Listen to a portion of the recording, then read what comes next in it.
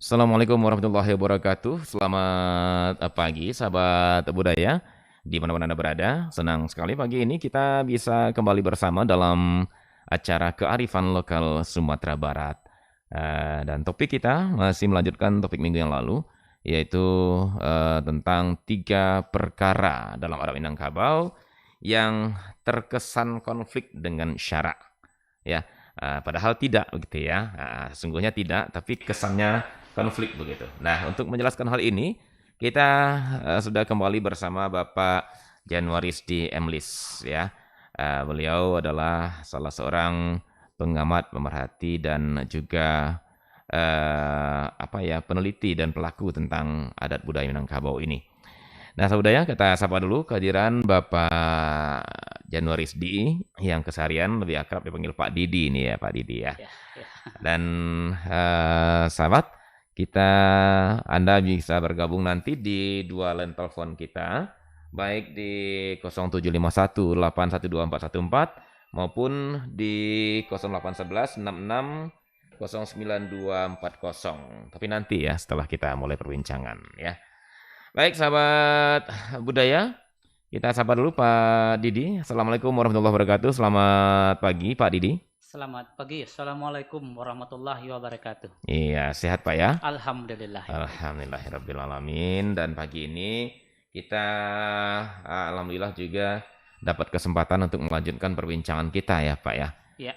Seputar ada 3 hal atau 3 perkara yang tanda kutip ini seakan-akan konflik ya, istilahnya gitu ya, atau tidak begitu sejalan dengan syariat Islam gitu ya. Ya. Seakan-akan ini sahabatnya jangan salah persepsi gitu ya. Ya. Seakan-akan terlihatnya, namun sesungguhnya tidak. Apa saja seperti yang dijelaskan Pak Didi minggu kemarin, yaitu pertama masalah garis keturunan yang matrilineal. Ternyata sudah dijelaskan. Dan kemudian kawin sasuku. Nah, di Minangkabau juga dilarang gitu ya. Nah, padahal di Islam tidak gitu ya, Pak ya. Dan kemudian harta pusako kalau Minangkabau yang sering orang-orang pertanyakan kenapa laki-laki tidak mendapatkan kan gitu ya. Padahal di Islam justru bagian laki-laki lebih besar. Nah, ini kan seakan-akan terjadi konflik nih, Pak Didi ya. Padahal Minangkabau itu adat basandikan syarak basandi kitabullah, artinya syarak mengatur adat memakai kan gitu ya. Nah, sekarang syarak mengatur seperti itu soal pusaka, soal perkawinan. Namun syarak tidak demikian. Ini kita perlu jelaskan Pak Didi. Baik. Ya. Pak Didi, kita lanjutkan mungkin perbincangan kita atau ada review sedikit, silakan Pak Didi. Ya. Terima kasih Pak Dit. Assalamualaikum warahmatullahi wabarakatuh. Waalaikumsalam. Nenek mama, angku datuk-datuk sadanya. Hari kini kita lanjutkan pembicaraan kita yang sebenarnya bagi masyarakat Minangkabau tidak begitu merasakan ada konflik. Tapi karena dijelaskan oleh orang lain selain dari Minangkabau, apalagi ini adalah peneliti Barat yang tentunya tidak mendalami tentang Minangkabau, kemudian dikutip oleh para peneliti berikutnya. Akhirnya penggambarannya itu, pendeskripsiannya itu menjadi kelihatan konflik. Hari ini kita khusus akan bicarakan tentang kawin sasuku dan pusako ya Pak ya? Kalau ada waktu pusako, nanti. Insya Allah. Nah, persoalannya kawin sasuku itu adalah masyarakat lain tidak memiliki tradisi dan kebudayaan yang sama dengan Minangkabau. Mereka tidak berkaum, tidak bersuku ke kaum ibu, ke suku ibu. Nah, ketika mereka tidak bersuku ke suku ibu, kawin sesuku tidak ada masalah. Di Minangkabau ada masalah. Nah, yang perlu ditegaskan, kemudian kita harus pahami bersama bahwa adat Minangkabau tidak pernah melarang, tidak pernah mengharamkan kawin sasuku. Yang berhak menghalalkan atau mengharamkan sesuatu itu hanya Allah Subhanahu wa taala. Sehingga Minangkabau yang punya adat basandi syarak basandi kitabullah itu tidak punya kewenangan untuk mengharamkan kawin sesuku. Jadi kalau ada yang bertanya, apakah boleh kawin sesuku? Nah, pertanyaan boleh ini harus dijawab. Iya, betul. Dijawab dengan dua sisi. Kalau boleh dimaksudkan itu adalah syarak, ya boleh. Syarak tidak melarang, tidak mengharamkan, dan tentu tidak melarang.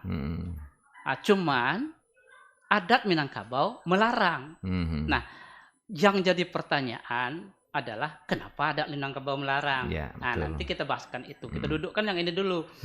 Ada pernyataan saya yang banyak ditanyakan oleh kemenakan kita, masyarakat, bahwa saya mulai dengan pertanyaan juga. Apakah melarang sesuatu yang dilarang, yang tidak dilarang oleh Allah itu melanggar ketentuan Allah? Kita melarang sesuatu yang tidak dilarang oleh Allah. Apakah itu termasuk pelanggaran terhadap ketentuan Allah? Jawabannya kan gampang.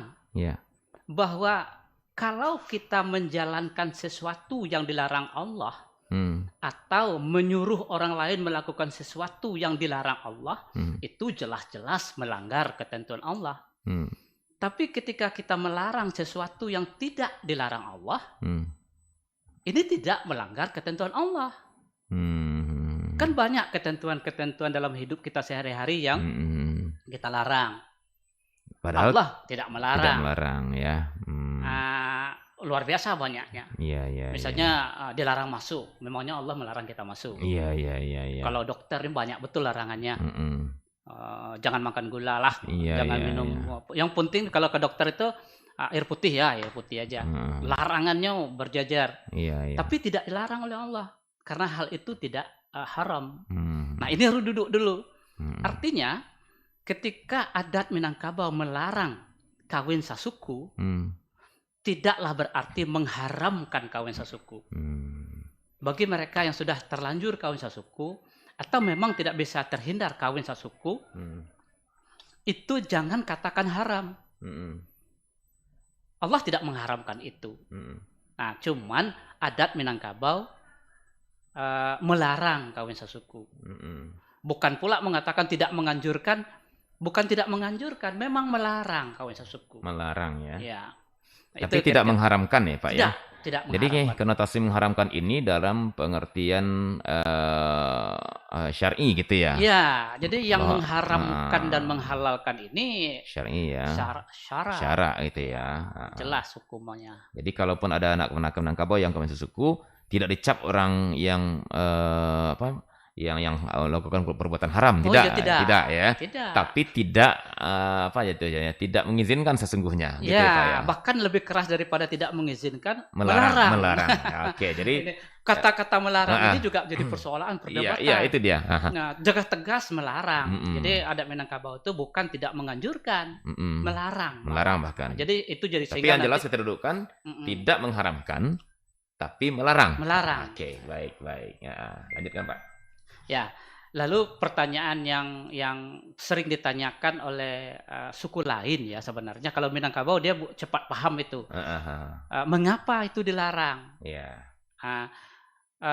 Ada sekurang-kurangnya yang kita coba menggalinya 4 alasan mendasar kenapa adat Minangkabau melarang kawin sasuku.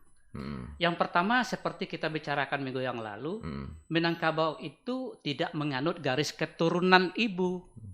Tidak menganut garis keturunan ibu. Atau yang dikenal dengan matrilineal itu, Pak, ya? Matrilineal itu, Minangkabau tidak matrilineal, tapi Minangkabau itu berkaum basuku ka mande, ka ibu. Benasab tetap ke bapak.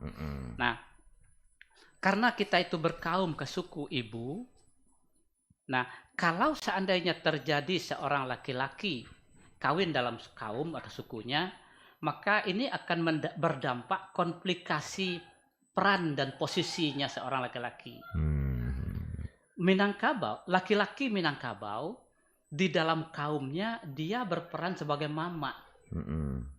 mungkin sebagai nenek mama dan bisa sebagai pengulu. Sementara orang yang datang, laki-laki yang menikah ke dalam kaum itu, dia posisinya adalah sumando. Nah, peran dan tugas sumando dalam adat Minangkabau berbeda.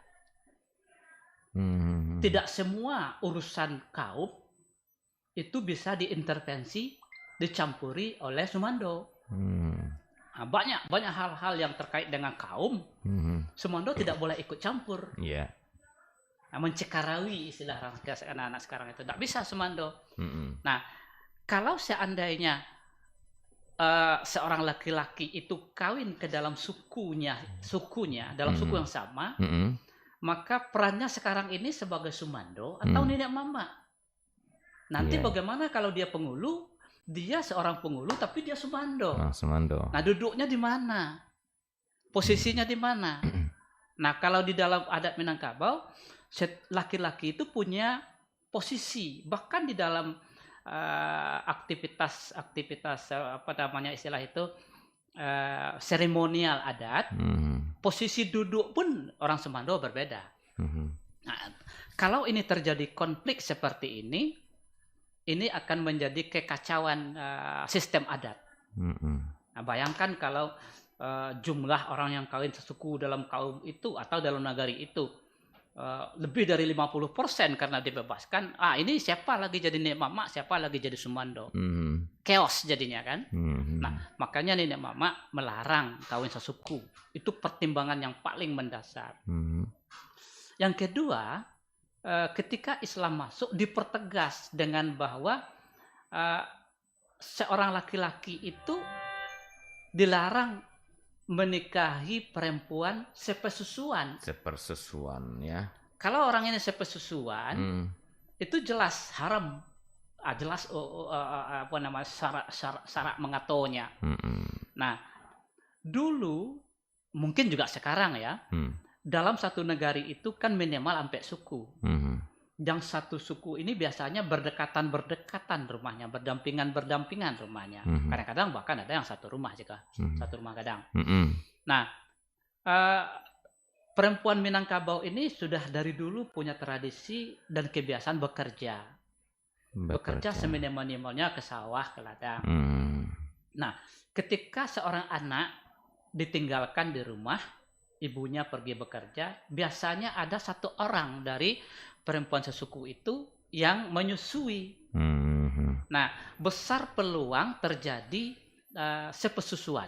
Ya, saudara sepersusuan anak-anak ini. Nah, kalau ini terjadi, ini sudah melanggar syariat Islam. Nah, tradisi Minangkabau ini tidak terbiasa dengan mencatat. Di Arab orang juga melakukan sepersusuan ya, banyak sepersusuan masyarakat Arab zaman dulu ya, sekarang juga enggak tahu kita. Tapi mereka mencatat. Si anu sudah menyusu sama saya, sudah ada catatannya. Iya. Nah, dengan demikian nanti ketika kalau menikah jelas ada catatannya. Tidak boleh kawin gitu ya. Tidak boleh kawin. Tapi di Minangkabau tradisi mencatat itu tidak ada. Nah, lupa. Dan sebegitu banyaknya atau sudah sebegitu lamanya lupa bahwa anak ini sepersusuan atau tidak. Nah, daripada nanti risiko menikah sepersusuan yang jelas-jelas haram hukumnya, nenek moyang Minangkabau, adat Minangkabau melarang kawin sesuku. Itu yang kedua. Yang ketiga yang mendasari itu adalah ini persoalan apa namanya itu, kualitas genetika ya. Sebenarnya itu kalau penemuan baru sekarang ini kan hanya memperkuat memperkuat pilihan nenek moyang Minangkabau untuk tidak kawin sesuku. Mungkin karena pengalaman harian atau pengalaman empiris dari nenek moyang Minangkabau, bagi yang kawin sesuku itu ada dampak genetis yang kelihatannya tidak sempurna. Nah, ternyata ilmu pengetahuan berikutnya akhir-akhir ini memang membuktikan bahwa kawin sesuku, kawin sedarah, kawin yang dekat gennya itu memang berdampak tidak baik, mendapat keturunan yang cacat lah, berbagai-bagai banyak kelemahannya. Itu kira-kira Pak Dit. Baik Pak Didi, menarik pembahasan kita dan sepertinya sudah dapat respon dari pendengar Pak. Kita langsung saja Pak ya. Ke 0751812414 kami terima di pagi ini. Halo, Assalamualaikum. Waalaikumsalam warahmatullahi wabarakatuh. Iya, Waalaikumsalam. Assalamualaikum Pak Didi. Waalaikumsalam. Iya. Dari siapa Bu? Pak Didi bertanya dari siapa? Halo. Oke. Ternyata ada gangguan nih Pak ya. Iya. Oke. Baik. Iya, di belakang yang barusan turun kita coba. Halo, Assalamualaikum. Waalaikumsalam warahmatullahi wabarakatuh. Dari Bujang Takurang di Piaman. Oke, dari Bujang Takurang ya. Bujang Takurang di Piaman ya. Piaman. Ayo. Ya, sehat-sehat saja. Alhamdulillah sehat. Ya, silakan ke Pak Didi. Udah Bujang. Assalamualaikum Pak Didi. Waalaikumsalam Bujang. Kau tadi ambo menarik mana menengah sesuku tadi kok Pak Didi ya. Ya. Ambo pertanyaan ambo ada puluh kini kok dari Pak Didi kok. Ya ta. Akan ada namakan suku di tanah Minangkabau ada suku Malako namakan. Ya. Nah, nyo kan menumpang ke suku lain. Ya. Contohnya nyo dari suku Sikumbang pamonyo. Ya.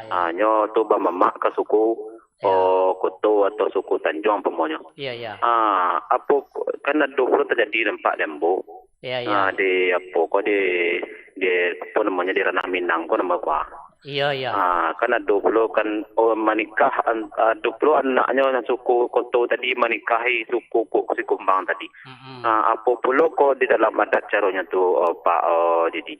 Apa pokoknya tu kalau bamamaknya mentua. Apa puluh hukumnya tu tentang apa tadi tu? Apa kok samonya dengan sesuku tadi teman? Iya, jadi hal seperti itu banyak terjadi. Yang namanya mencakam tabang basi tebu. Jadi kalau lah kan biasanya mamak ditinggalan, mamak ditapati. Jadi ketika merantau ke negari lain, nyetinggalan negarinya, mamaknya, kemudian mamak ditepati tempat lain. Nah, tapi sukunya bedanya cari suku di situ, dia suku di dalam negara yang baru lalu kemudian berlanjutlah masa hidup lama anaknya apakah boleh kawin dalam suku nanya tumpangi itu gitu. Itu nambah tanya kepada dia. Nanti lainnya ada puluh kan dua itu pertanyaan pertama. Anak pertama dulu ada. Anak pertama dulu. Pokok kalau ada pokok yang ulang beli ada Pak Didi. Terima kasih banyak Pak Didi. Udah Aditya. Udah. Ayo fastabiqul khairat. Assalamualaikum warahmatullahi wabarakatuh. Waalaikumsalam warahmatullahi wabarakatuh. Itu dia Pak Didi, pendengar kita di Pariaman ya, Piaman istilah orang Minangnya gitu ya. Baik, silakan Pak Didi, udah tangkap pertanyaannya barangkali. Nah, kalau awak bawakan ke dasar pelarangan kawin sasuku tadi itu, kalau pesusuan kecil kemungkinan, karena memang dari negara yang berjauhan, mendatang ke situ. Kalau seandainya dalam hal chaos dalam sistem adat yang pertama tadi itu inyo sumando atau nenek mama itu kecil juga kemungkinan karena orang nan inggok mencakam tabang bose tumpunya ndak sama haknya kemanakan di badan gua inyo mungkin kemanakan di bawah lutut jadi sehingga haknya dalam hal kepemimpinan di kaum tidak itu terbatas ya. Nah, yang dikhawatirkan adalah kalau nyo kawin dalam kaum, dalam suku yang sama, ketika nyo harus menjadi pemimpin, menjadi mama, menjadi nenek mama. Nah, jadi mama sudah pastinya jadi mama tuh. Tapi kalau menjadi nenek mama, nyo tentu tidak bisa orangnya inggok mencakam tabang masih tumpu ke tadi itu. Nah, itu kira-kira Pak Di. Jadi kalau dengan demikian, tentu pertanyaannya, tidak dilaranglah kawin sesuku. Kalau menurut pandangan Nambo secara pribadi, tentu tidak dilarang. Tapi banyak juga anak muda yang tanya, memangnya tidak ada yang lain lah. Kok dan sana juga yang dicari. Iya. Nah sebenarnya persoalan itu memang agak rumit Pak ya. Ini personal sekali sifatnya. Saya mau mengatakan demikian karena ini berhubungan dengan ya bukan untuk apa ya namanya apa istilahnya bukan untuk cengeng-cengengan tapi memang ini pertama masalah perasaan barangkali ya. Masalah harapan orang segala macam ya. Dan apalagi anak-anak muda sekarang nih Pak Didi ya. Anak muda sekarang itu kan seringnya lebih ke bagaimana keinginan mereka terpenuhi kan gitu ya. Nah, ketika satu suku ini, nah ini yang jadi persoalan. Saya juga menarik juga dan menyambung pertanyaannya Dawujang tadi Pak Didi. Jadi kalau kita lihat Pak Didi, suku di Minangkabau kan hanya bicara masalah kelompok sosial. Iya. Kelompok sosial sesungguhnya, bukan persoalan hubungan darah. Gitu ya. Hanya kelompok sosial bukan hubungan darah. Nggak tahulah kalau kita umpamanya telusuri ke atasnya ke awalnya mungkin ya kita nggak tahu mungkin ketemu tapi ketemunya ini apakah juga sudah ada darahnya ini sampai sekarang kita juga belum bisa pastikan risetnya seperti apa Pak Didi. Nah tapi yang jelas bukan hubungan darah itu pertama. Yang kedua sementara kalau dilihat dari ajaran-ajaran Islam itu sepertinya lebih ke hubungan tali darah kalau nasab ya Pak Didi ya. Ke nasab gitu loh. Ke nasab kalau lihat dari syariat Islam. Itu yang jadi kenapa dibolehkan kenapa tidak? Karena kalau dari hubungan darah itu nanti genetikanya. Nah, itu dari menariknya. Tapi kenapa harus sebegitu kerasnya nenek moyang kita melarang Pak Didi gitu ya. Mungkin kalau dijatuhkannya makruh mungkin kalau jauh hukum ya. Mungkin masih bisa ditoleransi sama anak muda sekarang. Tapi kan ini dilarang ini. Nah, ini kan memang jadi bumerang juga saya lihat. Nah, ini gimana kita mencoba mencari jalan tengah? Apakah ada semacam jalan tengahnya di sini atau seperti apa Pak Didi? Karena ya terkadang nih maaf anak muda sekarang kan kadang cara berpikirnya itu pragmatis setelah orang ya Pak ya, nggak jauh ke belakang segala macam gitu ya. Penting didapat harus gitu macam kan gitu ya. Nah ini kan jadi problem tersendiri juga akhirnya. Nah gimana kira Pak Didi memandang ini? Apakah ada kompromisitas di situ atau gimana? Soalnya kalau kita dengar aturan lama itu dibuang sepanjang adat bahkan gitu ya. Nah ini juga harus diperjelas tentang dibuang sepanjang adat. Itu adalah solusi sebenarnya. Iya, oke. Solusi. Oh gitu ya. Jadi solusinya adalah dibuang sepanjang adat. Nah, yang dimaksudkan dibuang sepanjang adat jangan sampai seperti yang dijelaskan oleh orang lain kepada kita. Mungkin itu akan kedengaran seram sekali. Dibuang itu lalu diusir. Ada ujungnya di belakang. Dibuang sepanjang adat. Bukan dibuang sepanjang badan. Kalau dibuang sepanjang badan memang fisiknya yang diusir. Tidak boleh kembali ke negeri itu ya. Tidak bisa, harus dimandian dulu, dikatapian dulu.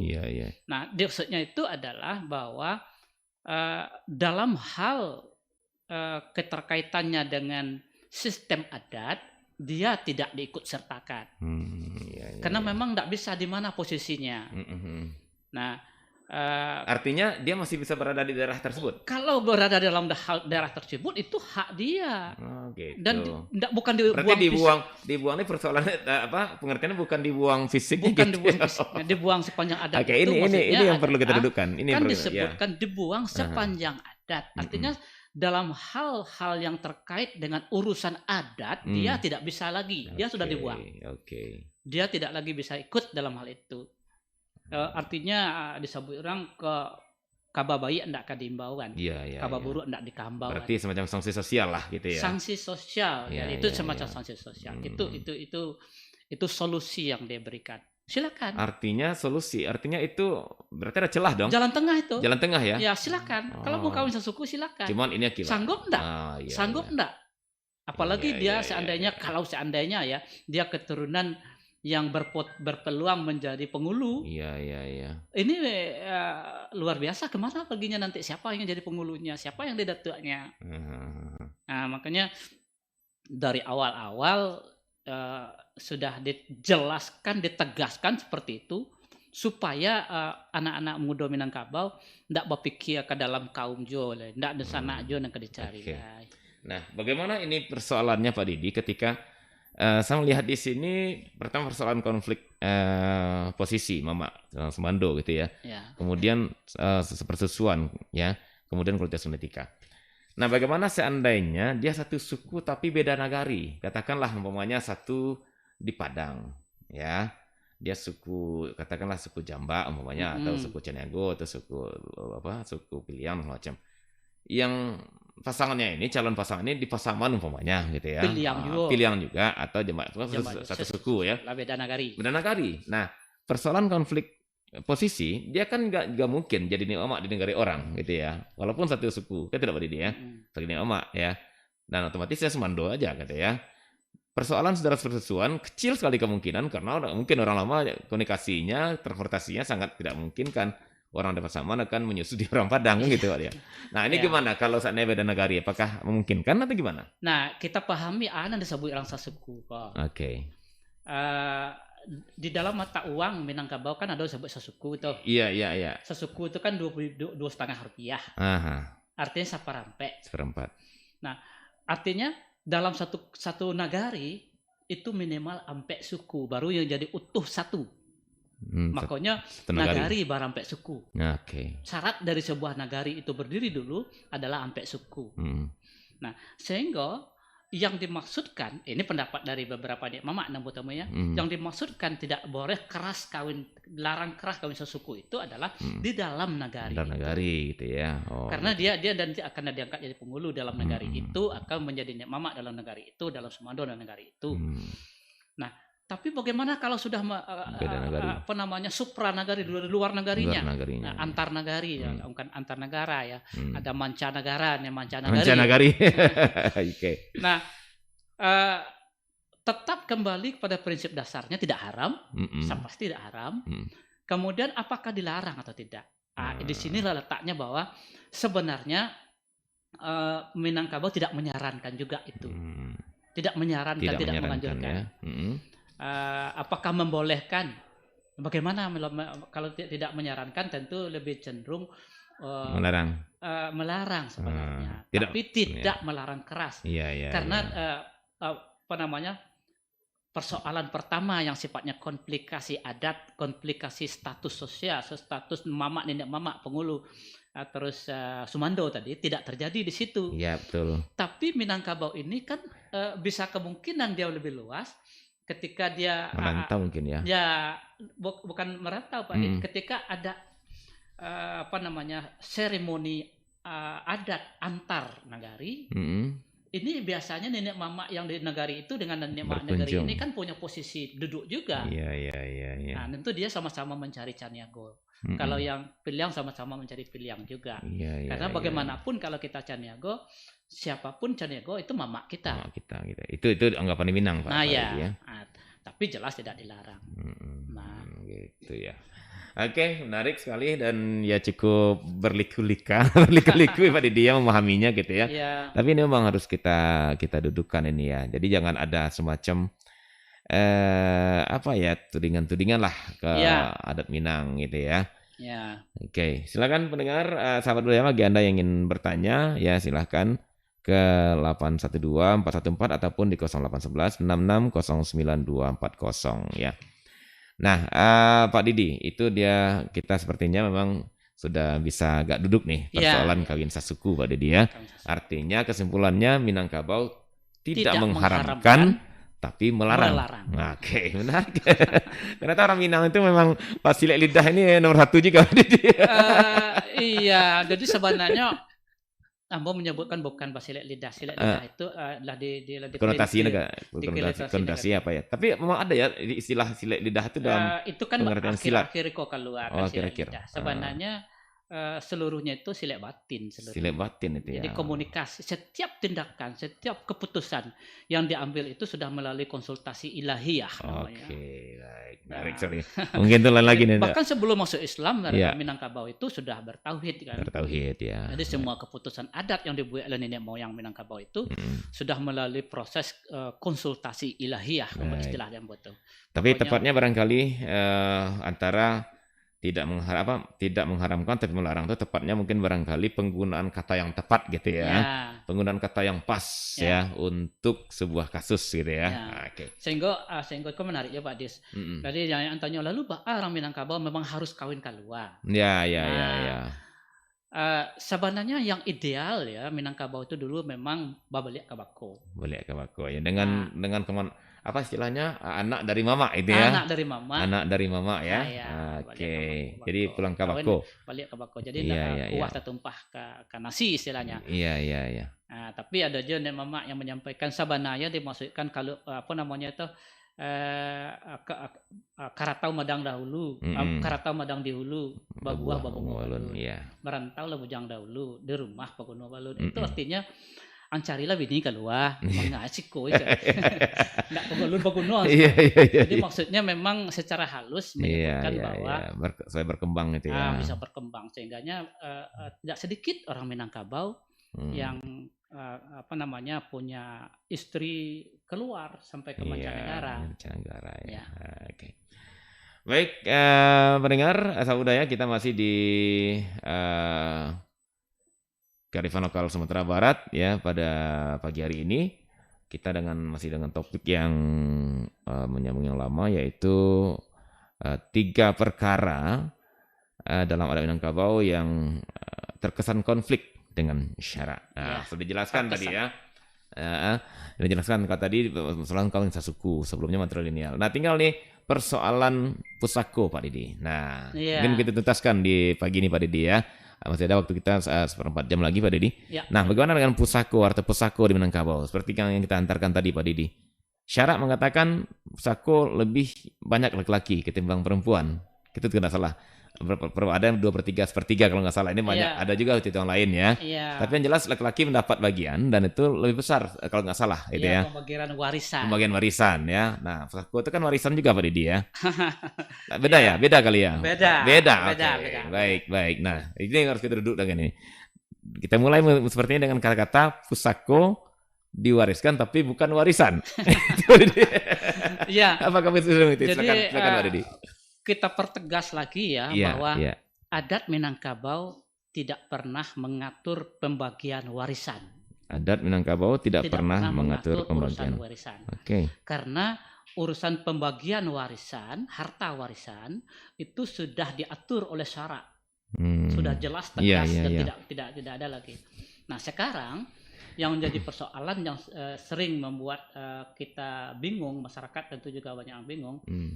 Apa perbedaan antara pusako dengan warisan? Ini memang diakui atau tidak Pak Didi? Belakangan generasi hari ini mempersepsikan di pikiran mereka itu, mungkin generasi saya ke bawah ke sini lah ya, bahwa harta pusaka orang tua itu atau kaum ya, pusaka tinggi pun itu sesungguhnya warisan. Gitu bayangannya.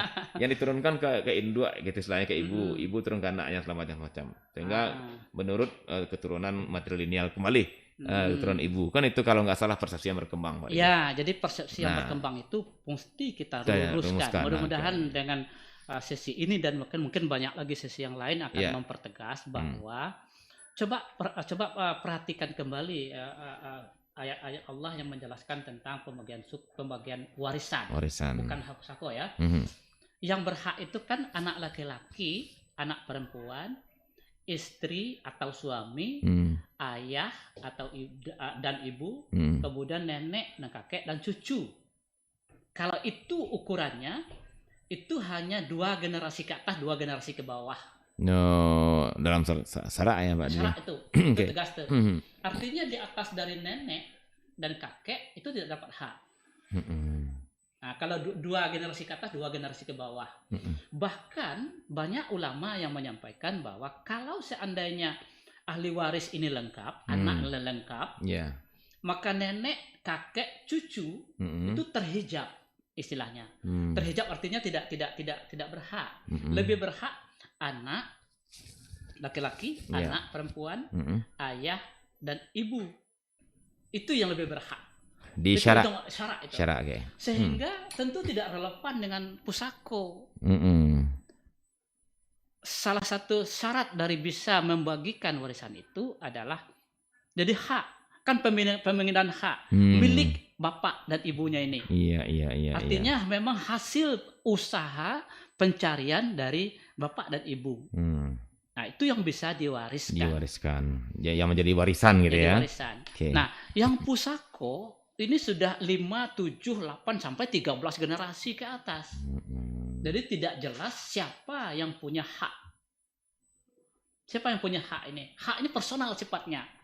Nah, sementara pusako ini yang punya hak pengelolaannya adalah kaum.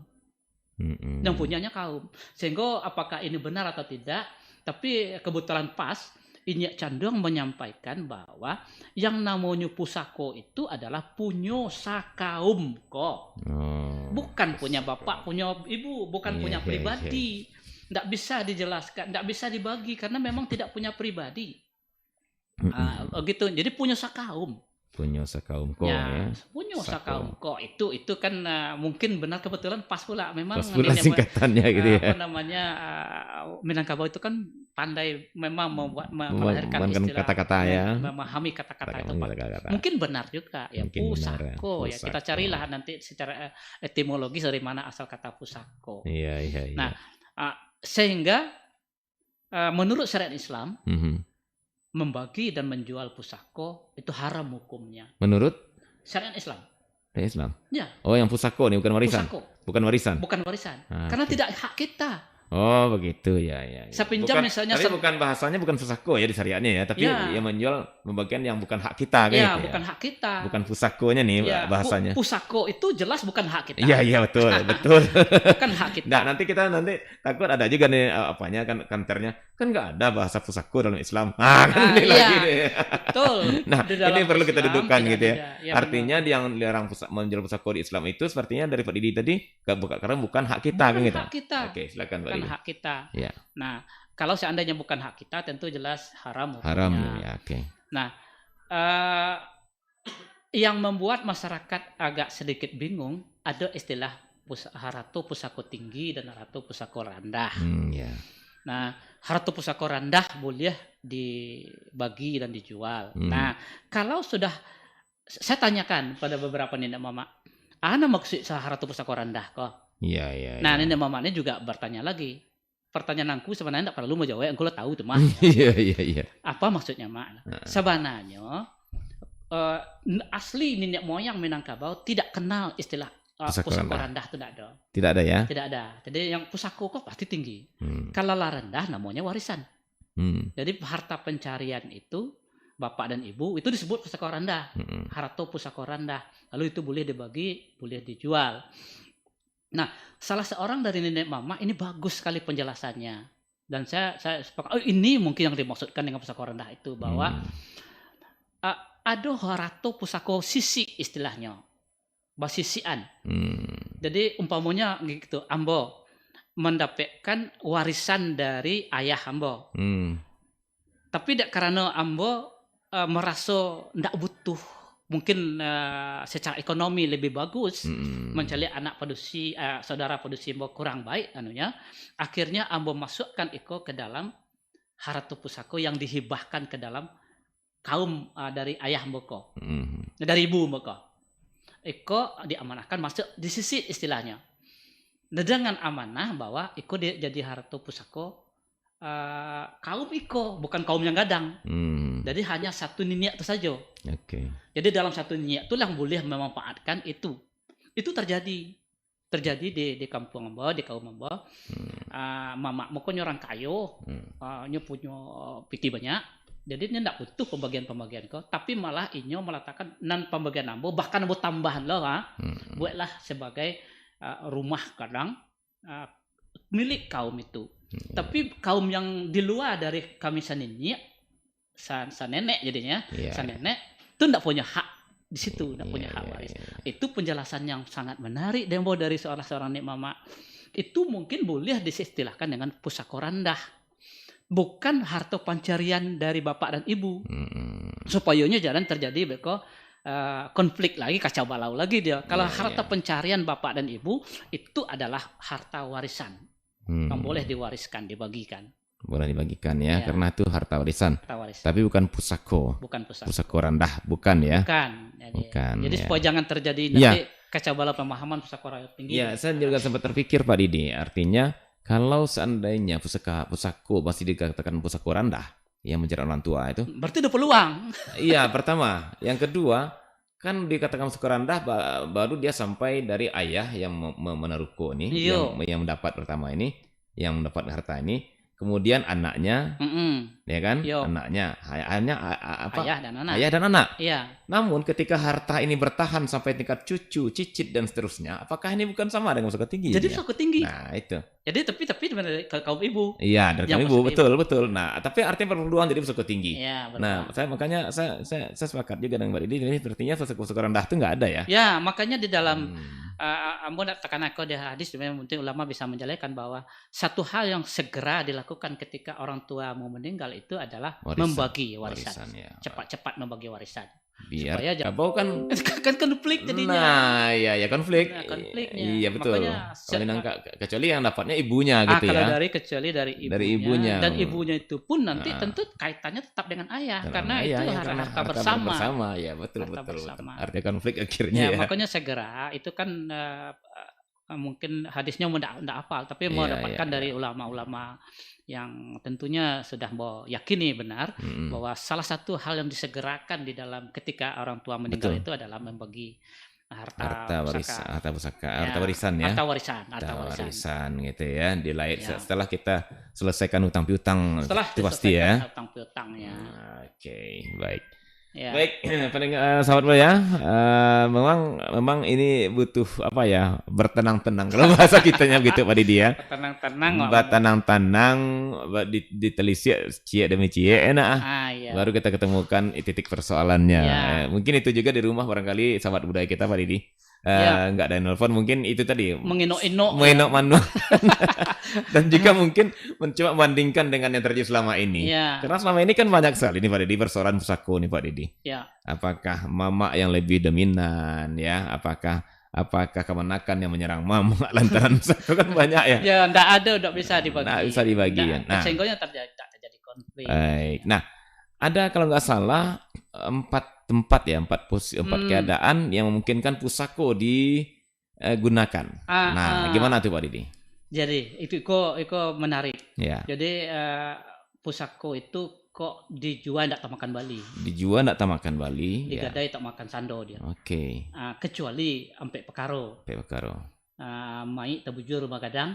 Artinya mayat yang sudah apa ya? Mayat terbujur di rumah gadang. Kemudian padusi gadang alun menikah, alun kawin, kemudian membangkit petang terandam dan yang keempat itu rumah ketirisan. Magadang ketirisan ya. Magadang ketirisan. Oke. Nah, itu sebenarnya syarat untuk menggadai. Menggadai cuman ya? Menggadai. Nah, bukan dijual. Bukan dijual dan bukan dibagi, menggadai. Nah, yang pertama yang harus Pak pahami bahwa itu adalah penegasan dari nenek moyang Minangkabau dari adat bahwa tidak boleh dijual dan tidak boleh dibagi. Iya. Tidak boleh dijual dan tidak boleh dibagi. Bahkan sampai untuk penyelenggaraan jenazah pun tidak boleh dijual gitu ya. Yang boleh hanya digadai gitu ya. Wah. Itu pun sebenarnya cara untuk mengatakan tidak. Kalau soal mayat terbujur rumah gadang itu sudah fardu kifayah. Apanya yang diperlukan lagi? Gitu. Masa mayat terbujur rumah gadang itu perlu sampai menggadai. Iya, baik. Kalau yang 2 dan 3 itu rumah gadang ketirisan. Itu barangkali Bayu sajalah aja.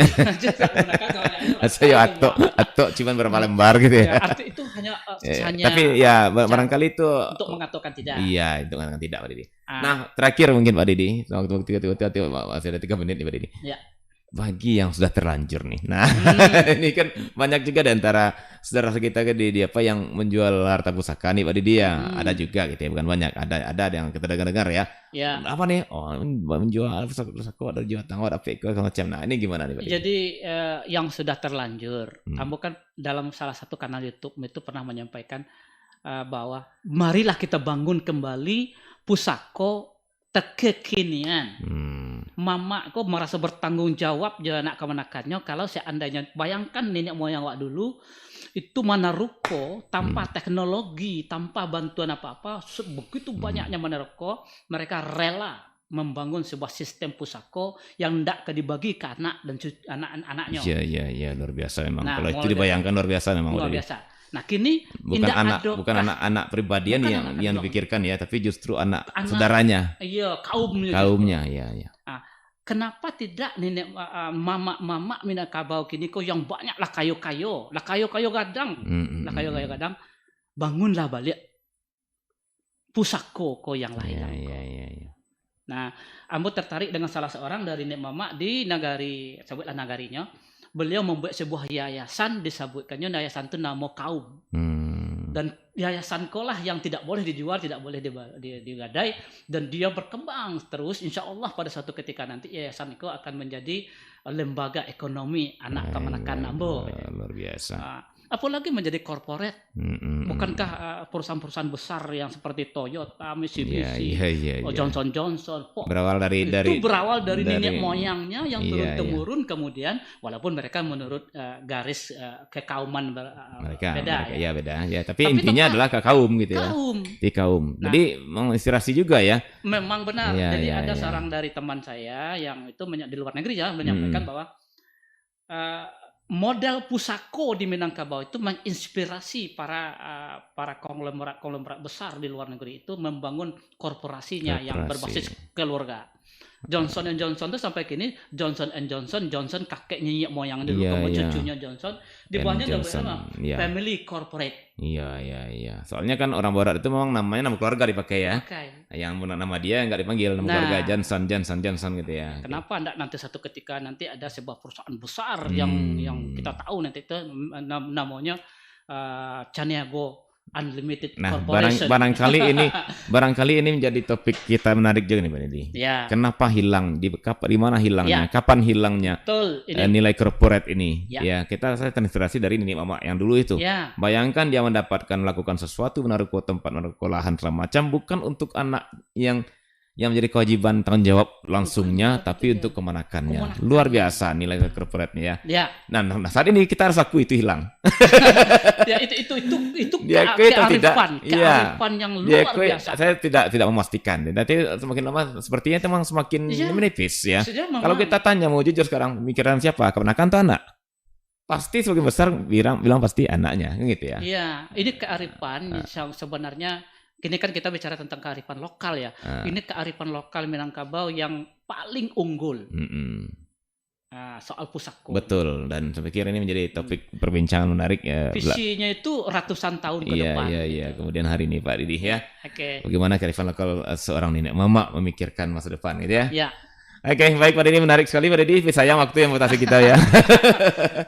Terima kasih untuk penjelasannya Pak Didi. Terima kasih sama-sama. Mudah-mudahan ini jadi pencerahan dan penyegaran juga buat orang Minang khususnya, dan orang non-Minang pun bisa menjadi sebuah perbandingan gitu ya. Bahkan orang Minang terinspirasi gitu ya. Lokal Minang.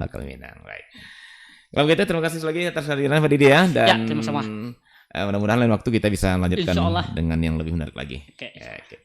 Baik, sahabat budaya, demikian bincang-bincang kami dengan Bapak Januaris di Emlis ya. Rio Mandaro. Iya.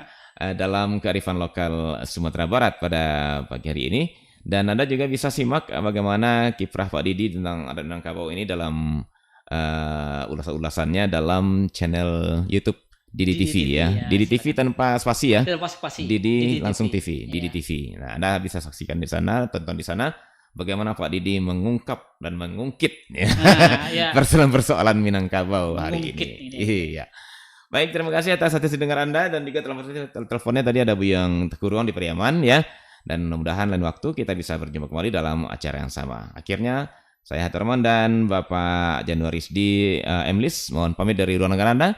Sampai jumpa. Assalamualaikum warahmatullahi wabarakatuh. Waalaikumsalam warahmatullahi wabarakatuh. Ya, baik. Sahabat budaya, kita langsung bergabung dengan Perempat RRI Jakarta.